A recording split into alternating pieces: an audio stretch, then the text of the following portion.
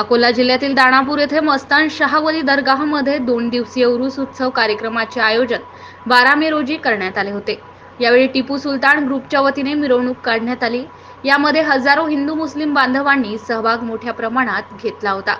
येथील हजरत मस्तान शाहवली दरगाह हे हिंदू मुस्लिम एकतेचे प्रतीक मानले जाते।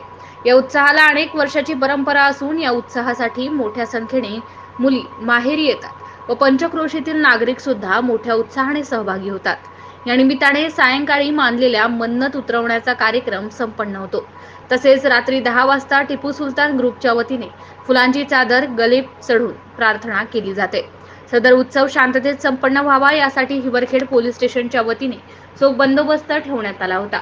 तर हा उत्सव यशस्वी करण्यासाठी गावातील पोलीस पाटील संतोष माकोडे, तंटामुक्ती अध्यक्ष बळीराम बावणे, पंचायत समिती सदस्य संदीप पालीवाल, सरपंचपती धमपाल वाकोडे, संदीप कांबळे, सुमेध वाकोडे, संजय तायडे, मस्तान शाहवली दरगाहचे खादिम उस्मान शाह, शेरू शाह, मोबिन शाह, अनवर शाह, वकील शाह यांच्यासह ग्रामस्थांनी विशेष परिश्रम घेतले।